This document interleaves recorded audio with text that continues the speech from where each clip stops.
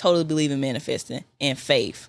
My whole journey has been faith. Yes. And I truly do believe I have the power to create things in existence. The Couch Party is very special to me because it is my first feature film. I 100% funded it myself, so I am the executive producer. Ended up taking out a loan. I had got to the point in my career where I was like, I don't know where I'm gonna get the money from. Like, right. I work just like everybody else, like, but where am I gonna get, $30,000 from? Right. Like, it ain't gonna fall out the sky. I can sit around and wait for this job to come or wait for this gig to come, but why? Yes. What am I waiting on? Yeah. Like, if this is what I say I want to do, then let me do what I got to do. Like, I mean, at the time, I had some pretty good credit. So. Right.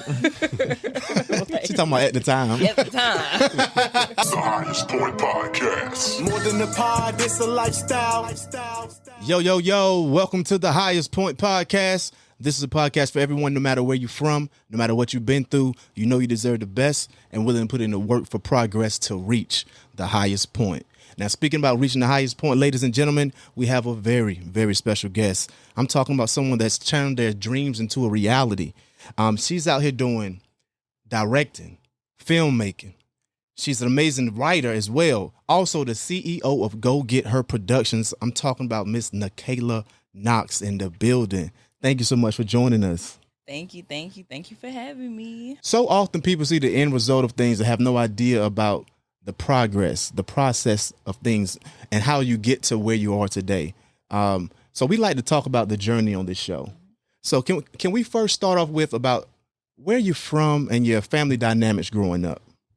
Okay, so I always say I'm from Charlotte, but I'm really from Cornelius. If you don't know where Cornelius is, if you heard of Lake Norman, that is where Cornelius is. But my upbringing, so my mom was actually like a single mom all the way up until I was about 13, 14. But acting and all of that has been an interest of mine ever since I was little. Anybody that's known me since I was growing up, they'll tell you she literally been doing this her whole life. Yeah. Like, I used to act in church plays. So I started doing church plays, and then when I got into school, I started taking it in school. And then from there, when I went to college, I originally went to college to study acting. So I had been doing that. And then it's funny because, so at UNCG, they have what they call a BFA in acting, which is like the highest level of acting that you can do there. Right. But the way they set it up is like, you have to audition to get into the program. And when I was there, you did not audition before you got accepted into UNCG. So you would get accepted into UNCG, you would spend a semester at UNCG, and then you would audition into this program. With my experience, I'll be honest, I really thought I had a really, really good chance of getting in. Just with all the experience I have never really been turned away. I think I had gotten told no maybe one time. So when I went to UNCG, I was very confident. I was like, I got this, I practice. And me, like, I'm really not the type of person that likes to practice. Like, I know you need to practice, but I practice? Like, I'm really not a rehearsal person. Like, even the actors that work with me, man, they tell you, like, nah, she gonna do one rehearsal and she not gonna do it after that. I just don't like it. So when I was at school, I was like, I really gotta do this. So I was practicing. One of my best friends still to this day, me and Deron, we were in the studio, we was practicing. Got to the audition, and to this day, I really do believe I gave a great audition. Did not get in. Damn. And I was literally like, at that time, I thought my life was over. I was like, oh my God, like, what am I doing? Because that's what I went to school for. Right. Like, it wasn't like I was like, oh, I'm going to change my major to biology. Like, no, there's nothing else for me to do. Right. So, and the way they got it set up is if you weren't in the BFA program, you basically really weren't in school for acting. Like, you could take maybe like 2 or 3 acting classes, and that was it. Right. And to me, I'm like, how do you call yourself an actor? And you only took 2 acting classes in 4 years. Like, that's right. So that's what happened with you. You took 2 acting classes in the 4 years? If I would have stayed as a BA and not a BFA. Okay. So once I didn't get in and I had calmed down, I was like, okay. And I did my first short film. It's called The Getaway. Okay. So I ended up playing like the main character in that, and it's kind of funny. It probably reminded you of Queen Latifah from Set It Off. I can see that. Yeah. I can see I had that. these straight back cornrows, and like I was just, like, me and a bunch of other kids. We was like robbing a bank. It was this whole thing. Mm-hmm. It's on YouTube if you want to see it. But yeah. So I did that, and after that, I was like, you know what? I kind of like this film thing. I don't know what I want to do with that, but I like it. So I switched my major to film. And then when I switched that, it just kind of took off. I started meeting everybody in the Greensboro area, like that was in film. And then, you know, I was still acting because acting was my number one passion. Really? So people used to be like, Nachela, like, you would make a good director. And I would be like, nah. Why do you think they said that, though? Like, what about you make them feel like you would be a good director? Because I think when we would be in spaces, when we were, you know, doing films or even just doing scenes, I would be like, hey, you should try it like this. Or what if you do it like this? Or I think it would be better if you go this way. Okay. And they would suggest that. And I ran from it from the longest time because to me, it felt like if I became a director, it's because I failed at being an actress. Oh, okay. So you was in your mind with it pretty much. Right, exactly. You didn't want to accept that you had a natural talent for this other thing. Exactly. Yeah. And it's funny. And it don't take away from the acting, though. It's just like this is another, tool. It don't. And I think it's kind of funny now because, like, if you ask me to direct something now, I'd be like, okay, let's do it. You ask me to act, I'd be like, It's done switched. Yeah, and I think for me, what I had to learn is like part of the reason I like directing so much is I feel like I add more value to the project. Right. Because if I'm acting, you know, I'm playing this character and I can play the character very well, and you know, people may be like, oh, I really like that character. Right. But that's really it. When you direct, you are literally crafting the entire story. Like I like to say directing is like putting a puzzle together. Right. So you know what this puzzle can be like if all the pieces go in the right place. Right. To me, that's the ultimate control versus just being a part of that puzzle. Right. You also studied at UNCG. At what point in your teens you were like, okay, well, I can actually take this as a career path, because this is not a normal career path, and a lot of times this is outside of that box of what everyone always tell us to do. And how did your parents react to you wanting to follow that? So my mom and my family have always been super supportive. And I think one of the things I appreciate even more now that I've gotten a little bit older, I think when I was younger, I used to sometimes resent that we didn't have the money financially to do the things I wanted to do. Like, we didn't have the money to send me to the best acting school or to get an acting coach or to go participate in all these things. Right. And I think I used to resent that because that's what I wanted to do. Right. But like now that I've gotten older, I'm actually so grateful for that because it taught me how to push. Right. Like my mom, she used to take me to like all these different auditions. And now that I've gotten older, I'm like, somewhere in the back of her mind, she had to know that we was going to get here. They was going to say yes. And then she wasn't going to be able to afford it. But she kept taking me anyway. She didn't say, you know what, I'm not about to waste my time. Hey, maybe we shouldn't go to this one because you already know, like, we ain't going to be she took me every single time. Like, she never told me no. I'm sure she wanted you to be able to see that you were actually good enough. Yes. You know what I'm saying? So that'll always stick with you for the future. Yes. That, and when I was old enough to start working, so I started working at 15. Where you was working at? I was a lifeguard. Lifeguard? Black people can't swim? What you talking about? Yes, I was a lifeguard. I actually ended up working there for like 6 years. I became a manager out of there.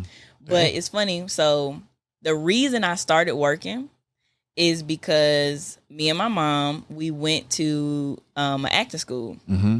And I got in. And then it was like $2,000, $3,000. And she like, nah, we can't afford that. But, and she said something to me. She was like, well, you know, you 15, like, get your own job, stack up some money. She like, if you can pay for it, I'll take you. I said, okay. I went and got me a job, and that's where all my money went. Yeah, and that was a test to see how serious you were.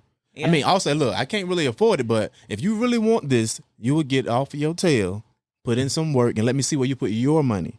And she already had faith in you in the beginning because she was already trying. But when someone put their own money on themselves, it's a different level of commitment. Yeah. Oh, yeah. It most definitely is, because I made sure we were at the classes, and, I took it very seriously. I would say, that really gave me a foundation of how a lot of stuff go. Like, they taught us just basic acting stuff, a little bit of modeling, but then I had the base. Right. I had the base, and I got the opportunity to do some stuff now that, it may seem small now, but like then it was really big. Like, I think I did, they call it like freeze modeling. What's that? Like, if you go to like Belk's or Macy's and like the models is just standing there. Oh, yeah. So I got to do that. Oh, wow. So, was you in the store? Yeah. Like, so you was a mannequin? Like, yes, like just standing there. Yes, that's very interesting. Yeah. Anything weird happen? Like someone walking by? Like people try to message you, like try to make you move. I'm sure a lot of kids came up doing little silly stuff. Yes, like they'll try to make you laugh, right. Like get super close to you. But they always have somebody from the store that's not too far away. They can kind of watch everything. But I mean, it was a good experience, and in the classes, they taught us, they would have like a camera and they would teach you how to read for commercials and stuff like that. So it was great because it gave me that base. Without those classes, even though they weren't the best classes, I wouldn't have nothing. Like, I just would have been like, oh, this is what I want to do. I wouldn't have had no foundation. So absolutely. So what from acting, because we understand that was your first passion. That's what you did the most in the beginning. What about acting helped you in directing? Because I know how it feels. I know how it feels to be the person trying to portray a character.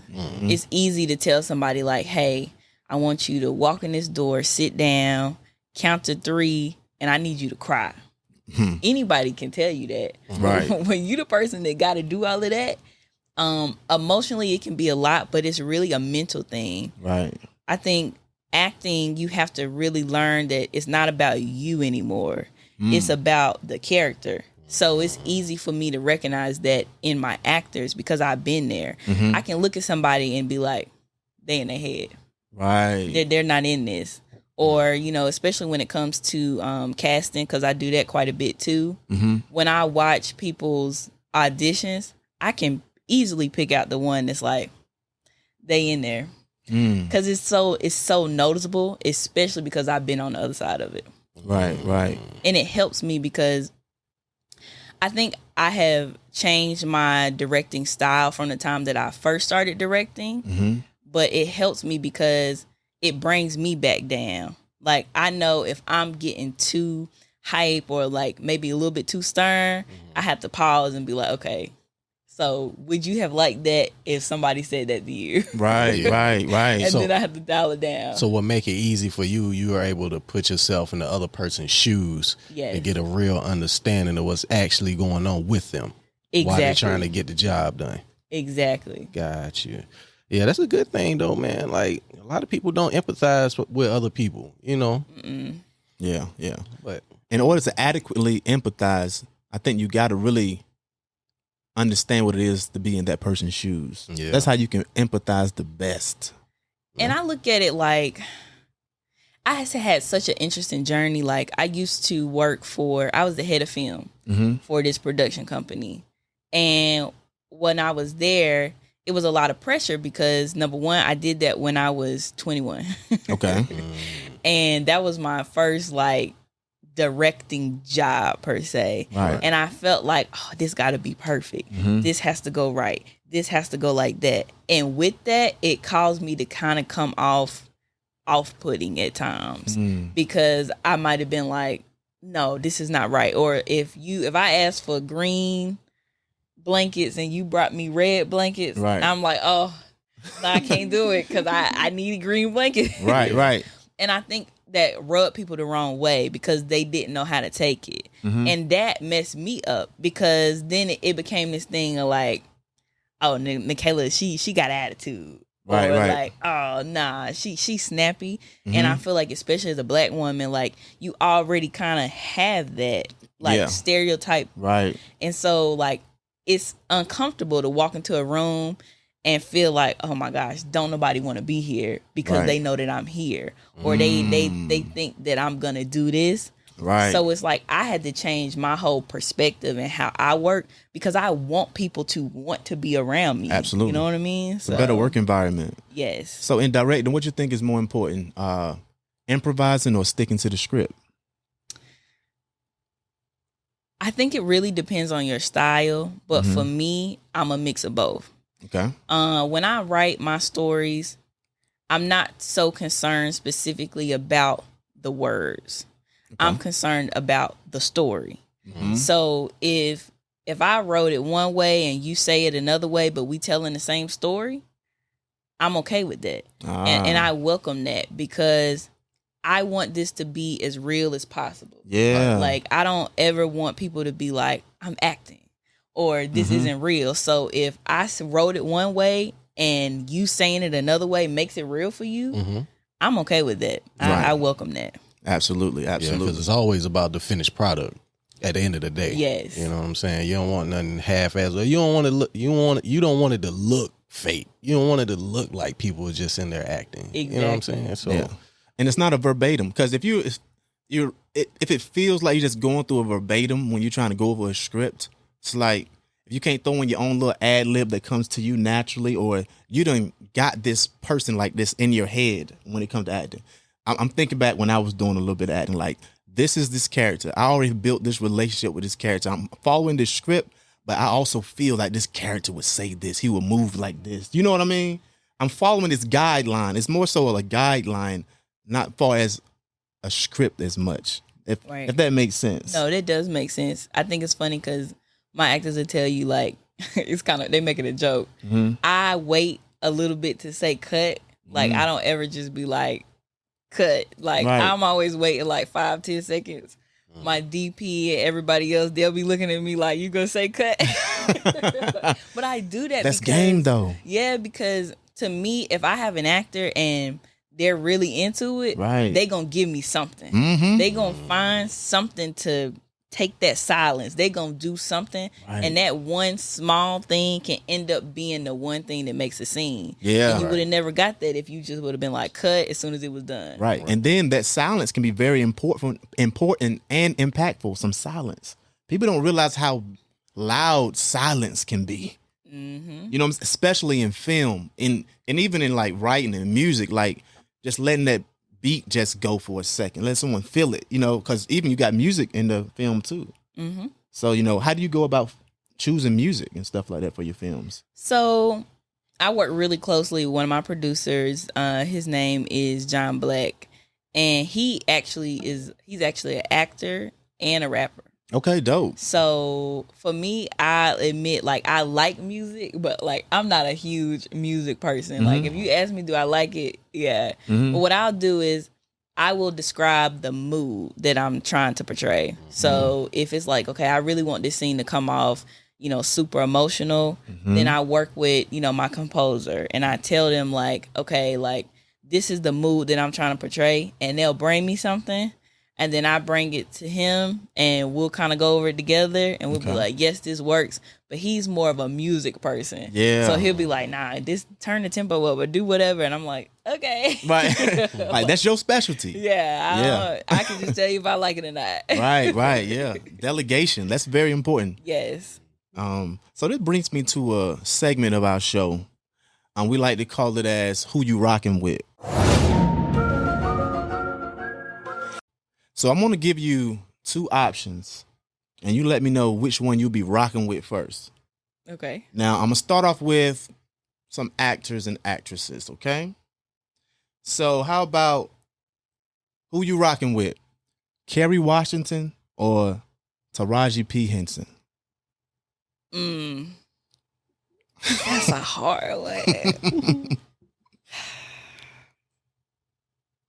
I'm going to have to go with Kerry Washington. Now, what about Kerry Washington that you rocking with her the most? She is very well trained and she has a lot of range. I have seen her play so many different things, and each character I've seen her play, I feel like she really brings her all.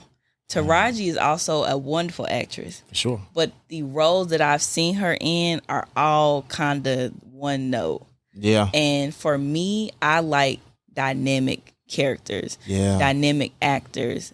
I want to see you be, a doctor, a lawyer, a crackhead. Yeah. Like, I want to see all of it. Yeah, like, that range. Exactly. That range. Okay. I get it.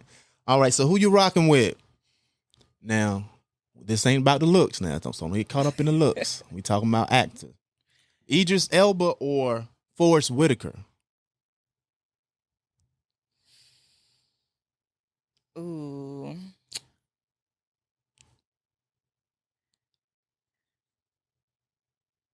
I'm gonna have to go with Idris. Okay. And not because of the looks. Okay. Because one of them, they say the sexiest man alive. The other one kind of ugly, but that boy can act. He can. I mean, You got to throw a pause behind that, man. Pause it. Pause what? He said that motherfucker ugly. Pause. He is ugly. That ain't no pause. That's fact. Nah, but go ahead with your... I mean, I really like him. Which one? Idris? Yes. Yeah, he dope. The roles I've seen him in have been great, and I've never met him, but his interviews and stuff, he seemed like he has a nice personality. Like, he seems like he would be a nice person to work with. Yeah, on set and everything. Yeah, because he used to be a DJ as well. I was saying, Did you know that? No, I didn't know that. Yeah, he used to be a DJ. Like, he's really into DJing. And I think that's what he started off doing first. So, what's your favorite role by him? Because I got one. I want to see. My favorite. I gotta think on that for a second. What's yours? Mine is what is it? String a Bell from The Wire. You went back. Yeah, but that's back in the day. But he did real good with that though. Like, you couldn't even tell he was a foreign dude. You know what I'm saying? The way he was speaking and the way he was acting. I just figured that out recently, a few years ago, that he was foreign. Like, he from the UK. Yes. Like, I had no idea. Just like the dude from Snowfall, UK.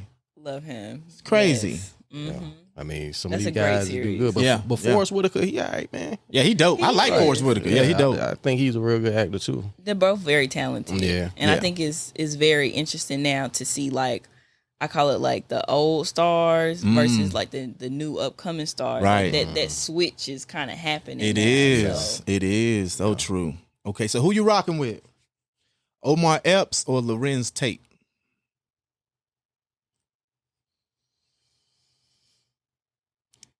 Acting wise, yep. I'm gonna have to go with Lorenz Tate. Word. Yeah, he is dope. Yeah. Omar Epps he's great, but do you watch like Power? Yeah, he's in that too. Yeah, Lorenz. Yeah, he's killing it. Yeah, like the political guy, right? Mm-hmm. Yeah. He's killing that. That's probably, one of my favorite series, so I do like him there. Okay. All right, so Angela Bassett or Regina King? Angela Bassett. Oh, hands down. That was quick. Really?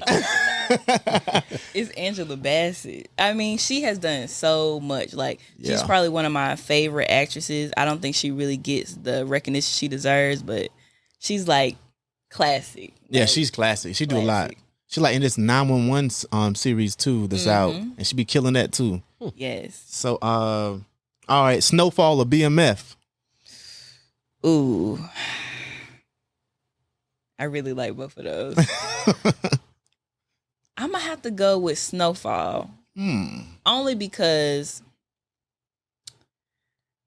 I like things that go deeper than the surface.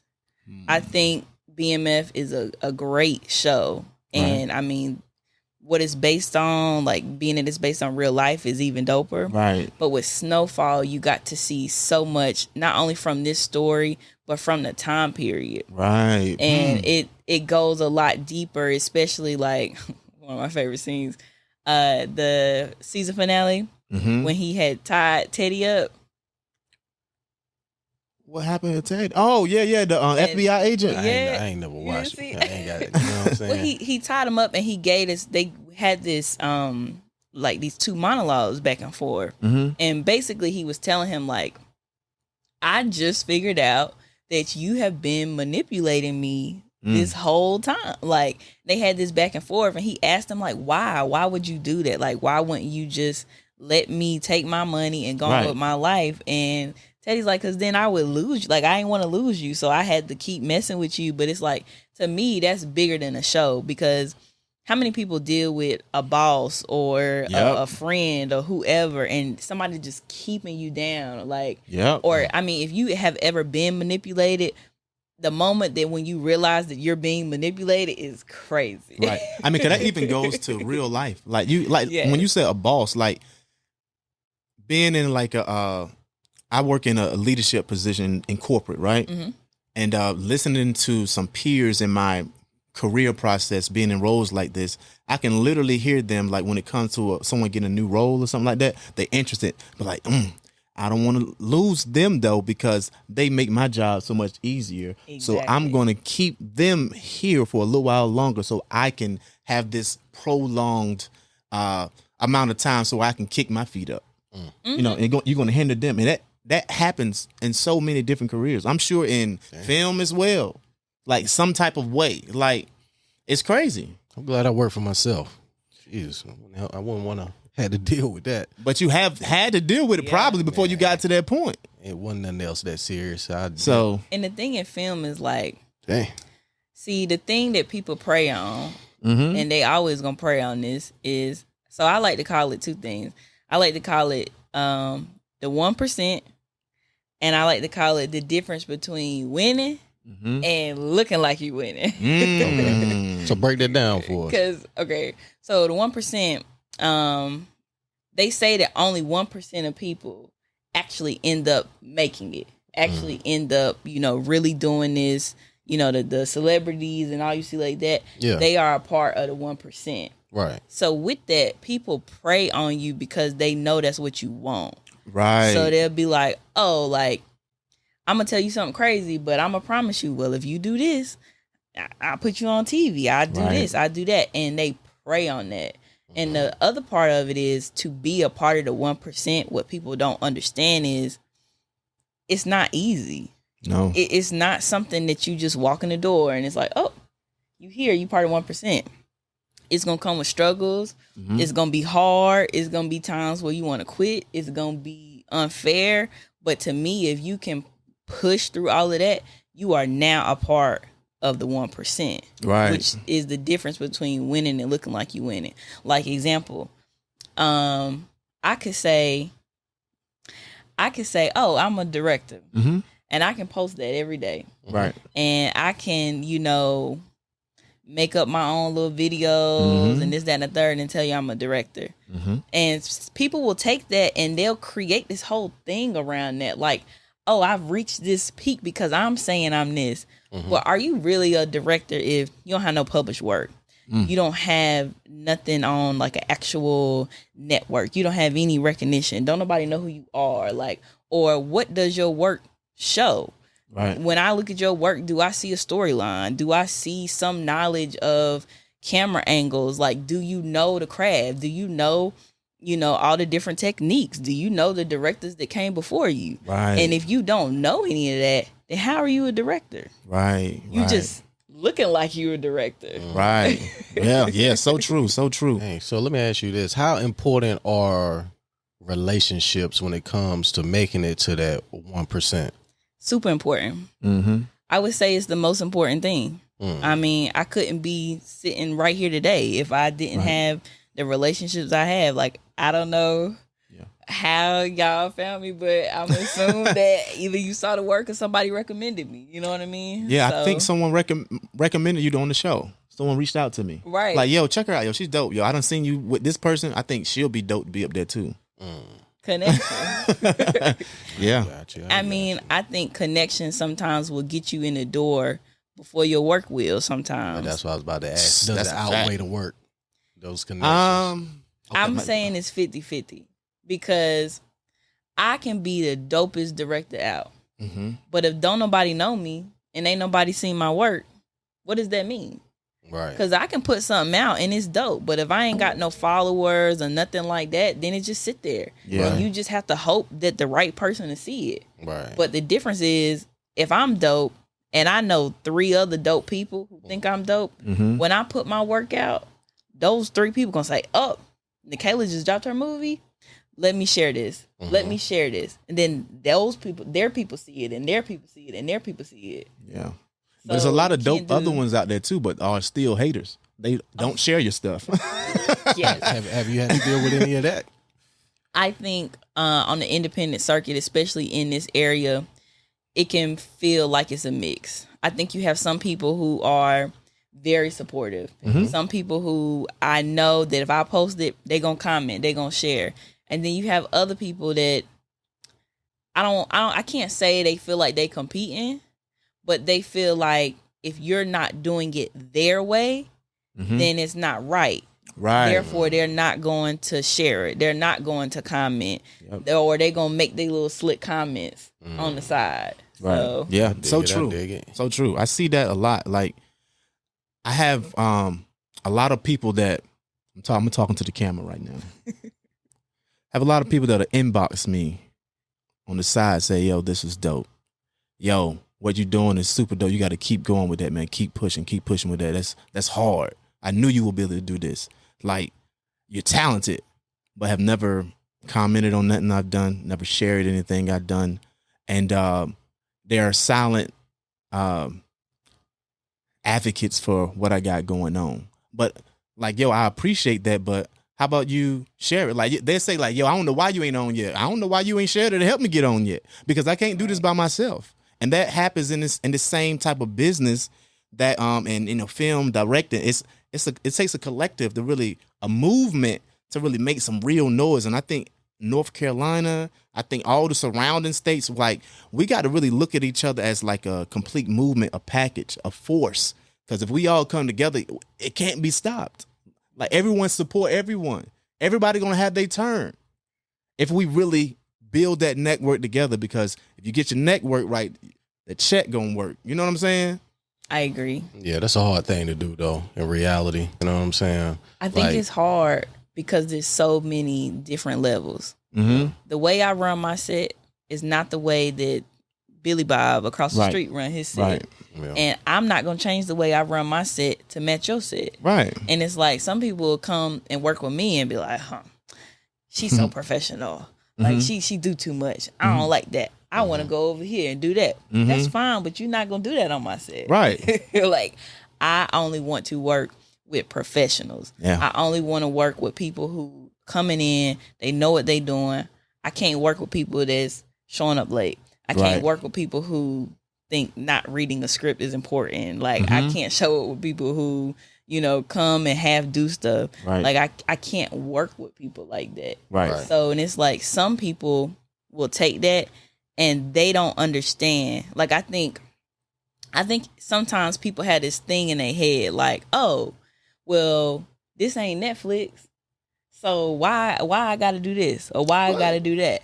But the way my mindset is, you right. We not sitting, at Netflix studios, but I know the quality of my work can get me to Netflix studios. So I can't dim that, like, I cannot dim that. I got to keep my quality and everything else high so I can get there. And Absolutely. I think some people do the opposite.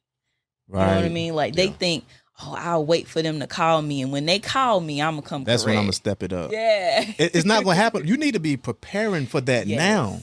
So when that opportunity comes for you, you already ready. Yeah, you got to treat all the opportunities like it's the one that you really want. Exactly. You know what I'm saying? Exactly. From the bottom to the top. Exactly. Treat it all the same. Now, I don't want the audience to get misconstrued on something you said there, and I want you to let me know if I'm reading into it wrong or incorrectly. When you said you can't deal with anyone that's unprofessional, does that mean they have to have the credentials as you? They have to go into the schooling that you have? No. So can you dive into that? What you mean by professional? Because you can be a professional without those type of credentials if you got that work ethic. Yes. It's really not about credentials. I don't care if you went to school. Like, that does nothing for me. If you went to school, hey, great. I've been there. If not, that's fine. I think my main thing is come willing.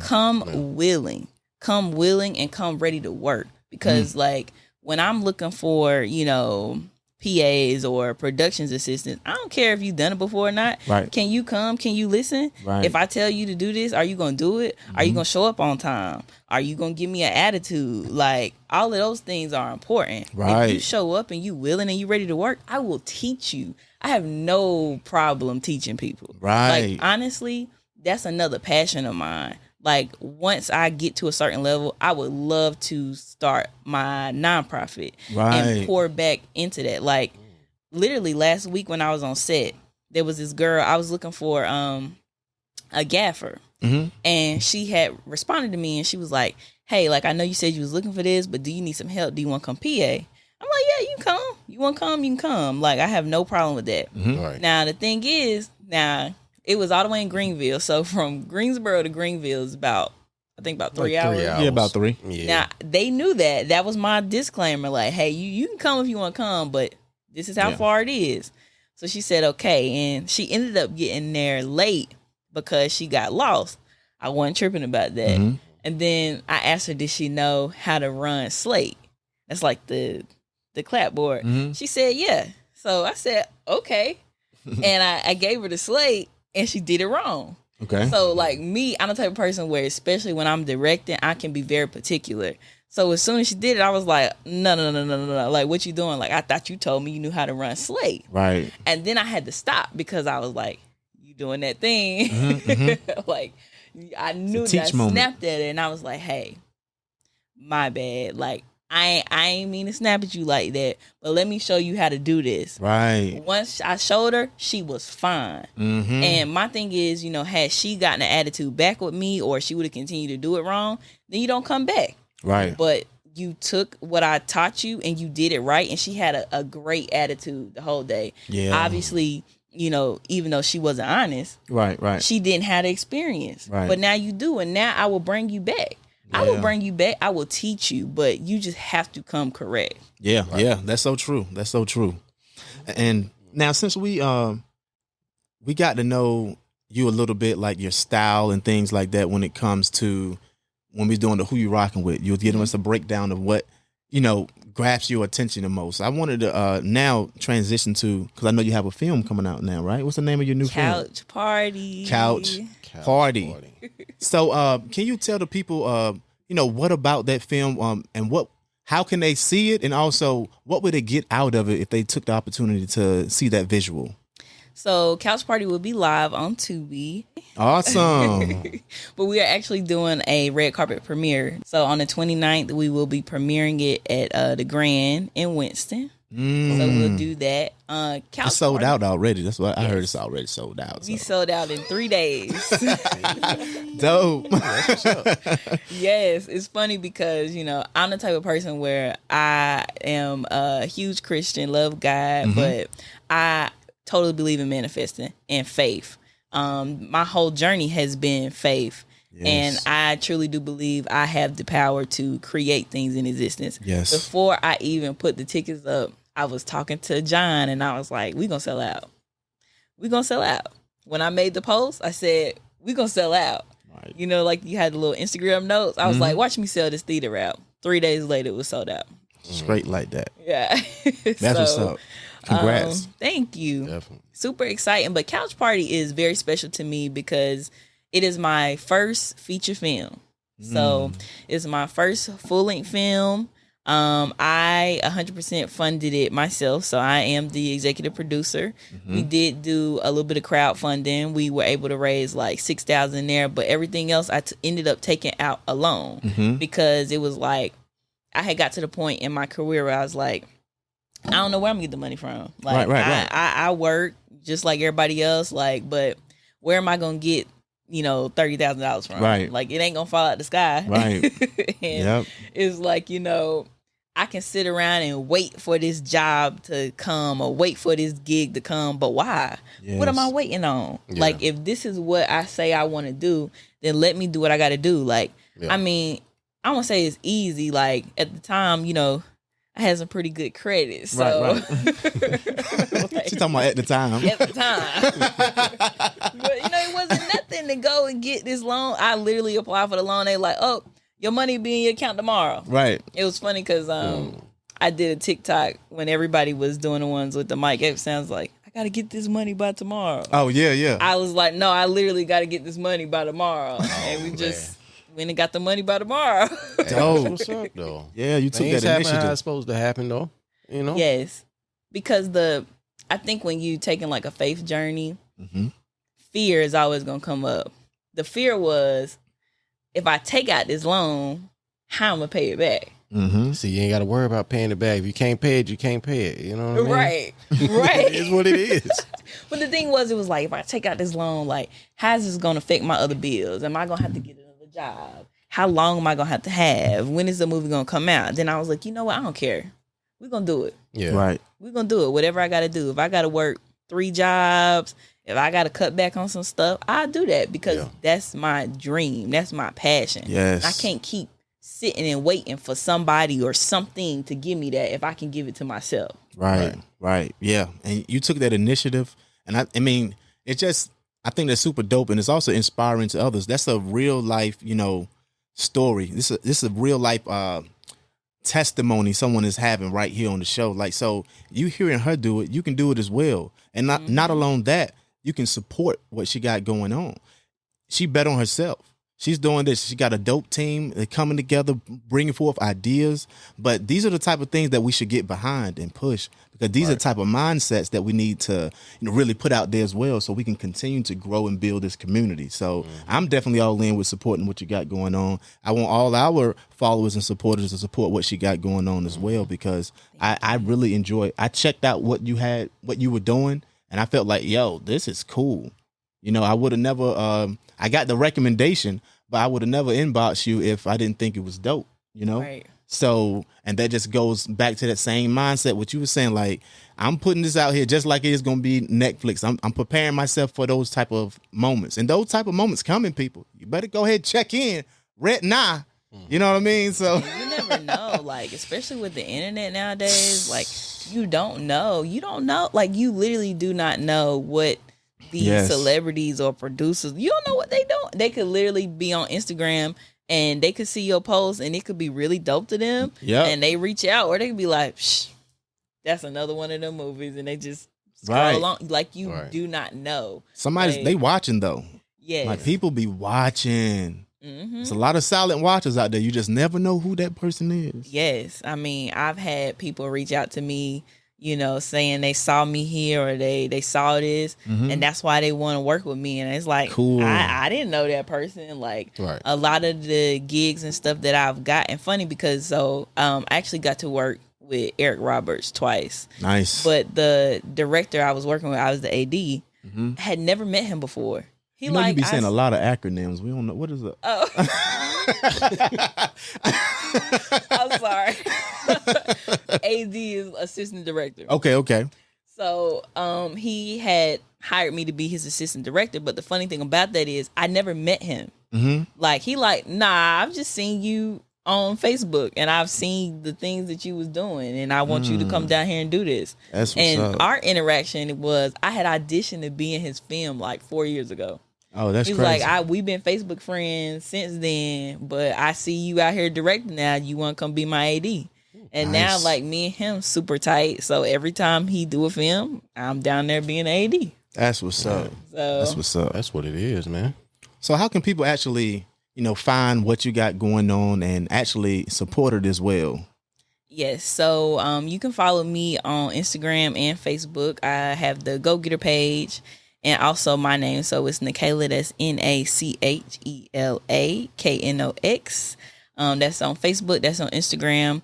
You can also go to my website at www.gogetterproductions.com, or you can email me at gogetterproductions@gmail.com. Dope. And I understand you got some really nice services that you can provide for people as well when it comes to cinematography. Can you talk about that? Yes. So mainly what I do is I offer directing. I offer casting, and then I offer almost like production management. So example, if you say I got $10,000 and I want to make a short film, I'll say, okay, so I will break your $10,000 down and tell you what we can get to do what you want to do. Then, of course, the things that I would directly control would be the directing, the writing, and the casting. Everything else, I would just take the money out and go put the people in place and just kind of manage all of that. That's literally what I just did last week with the film, the short film in Greenville. Oh, that's what's up. That is so dope. So, you guys make sure you tap in. If you need those services, hit her up. Yep. And now, before we go, I do want to take a point where if you could, give a message to some young ladies or even young men that are interested in, doing what you're doing, and what would you say to them? Like, cause you had this dream at one point, but now you put in the legwork to do it. What would you say to them? Do you think, is it worth for them to take a risk and go out there and try it as well? Absolutely. I think I would say a couple things. Number one is don't quit, cause it's gonna get hard. Yeah, it's gonna get real hard. Yeah, but don't quit. If it's something that you want to do, you can't quit. Like for me, quitting filmmaking would be like literally like I died, because that's what keeps me going. Like even though I have to do other things right now, it's like, but I know I'm gonna get up and make a film one day. Right. So that, and number two, make sure you always around it. Again, you can't say you an actor if you're not acting. You can't say you a director if you ain't directing. You can't win. You can't do that. Like, you don't want to look like you winning. You want to win. Right. So make sure you always around it. So if you want to be an actor, go and take some classes.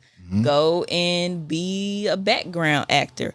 Find a way to be around it. Don't always feel like you gotta go straight to Netflix. Right. Do it on an indie level, because that indie director that you're working with today might be the next Netflix director. You don't know that. So make sure you always around it.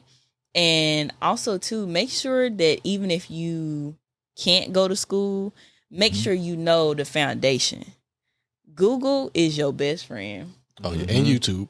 Yes, YouTube too. Like, it's so much knowledge out here, and all you got to do is type in, even to your question. Right. You literally could type in, what does AD on a film set mean? Right. And now you know. Yeah. Because it's like, there will be times, especially in film, because we do this. This is just a film thing.